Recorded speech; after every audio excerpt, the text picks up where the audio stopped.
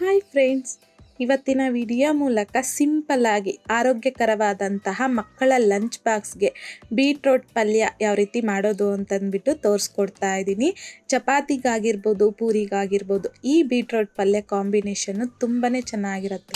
So ಹಾಗಾಗಿ ಬನ್ನಿ ಇವಾಗ ಲೇಟ್ ಮಾಡ್ದಿರ ಸಿಂಪಲ್ ಆಗಿ ಈ ಬೀಟ್ರೋಟ್ ಪಲ್ಯ ಯಾವ ರೀತಿ ಮಾಡೋದು ಅಂತಂದ್ಬಿಟ್ಟು ನೋಡೋಣ. ಕಡಾಯಿಗೆ 3 ಟೇಬಲ್ ಸ್ಪೂನ್ ಆಗುವಷ್ಟು ಎಣ್ಣೆ ಸ್ವಲ್ಪ ಬಿಸಿ ಆಗಿದ್ದಾದ ನಂತರ 1 ಟೀ ಸ್ಪೂನ್ ಆಗುವಷ್ಟು ಸಾಸಿವೆ, ಅರ್ಧ ಟೀ ಸ್ಪೂನ್ ಆಗುವಷ್ಟು ಜೀರಿಗೆ, 1 ಟೇಬಲ್ ಸ್ಪೂನ್ ಆಗುವಷ್ಟು ಕಡಲೆಬೇಳೆ, ಅರ್ಧ ಟೇಬಲ್ ಸ್ಪೂನ್ ಆಗುವಷ್ಟು ಉದ್ದಿನ ಬೇಳೆನ ಸಹ ಹಾಕ್ಕೊಂಡು ಲೋ ಫ್ಲೇಮ್ನಲ್ಲಿ ಜಸ್ಟ್ ಒಂದು 30 ಸೆಕೆಂಡ್ಸ್ ಆಗುವಷ್ಟು ಮಾತ್ರ ಫ್ರೈ ಮಾಡ್ಕೋಬೇಕು. ಈ ರೀತಿ ಸ್ವಲ್ಪ ಲೈಟಾಗಿ ಕಲರ್ ಅನ್ನೋದು ಚೇಂಜ್ ಆಗುತ್ತೆ.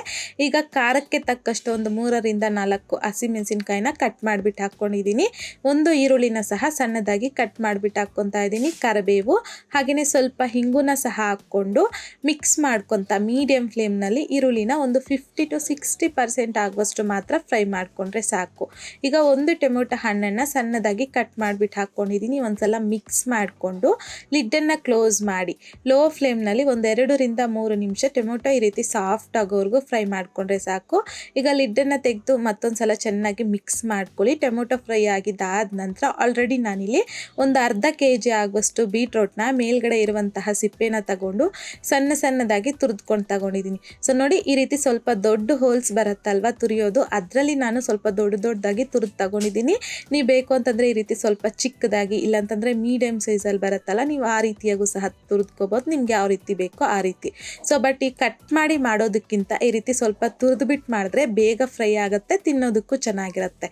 ಸೊ ಈಗ ತುರಿದಿರ್ತಕ್ಕಂಥ ಬೀಟ್ರೋಟ್ ಹಾಕ್ಕೊಂಡಿದ್ದೀನಿ. ಹಾಗೆಯೇ ರುಚಿಗೆ ತಕ್ಕಷ್ಟು ಸಾಲ್ಟು, 1 ಟೀ ಸ್ಪೂನ್ ಆಗುವಷ್ಟು ಧನಿಯಾ ಪೌಡರ್ನ ಸಹ ಹಾಕ್ಕೊಂಡು ಒಂದ್ಸಲ ಚೆನ್ನಾಗಿ ಮಿಕ್ಸ್ ಮಾಡ್ಕೊಳ್ಳಿ. ಸೊ ಇಷ್ಟೇ ಸಾಕು. ಜಾಸ್ತಿಯಾಗಿ ನೀವು ಗರಂ ಮಸಾಲ ಆ ರೀತಿಯಾಗೆಲ್ಲ ಹಾಕಿಬಿಟ್ರೆ ಫ್ಲೇವರ್ ಚೆನ್ನಾಗಿರೋದಿಲ್ಲ, ಮಕ್ಕಳು ಇಷ್ಟಪಡೋದಿಲ್ಲ ಅಲ್ವಾ. ಹಾಗಾಗಿ ಇಷ್ಟ ಆದರೆ ಸಾಕು. ಈಗ ಲಿಡ್ಡನ್ನು ಕ್ಲೋಸ್ ಮಾಡಿಕೊಂಡು ಲೋ ಟು ಮೀಡಿಯಂ ಫ್ಲೇಮ್ನಲ್ಲಿ ಒಂದು 5 ನಿಮಿಷ ಹಾಗೆ ಬಿಟ್ಬಿಡಿ. ಬೀಟ್ರೋಟ್ ಅನ್ನೋದು ಫ್ರೈ ಆಗಬೇಕು.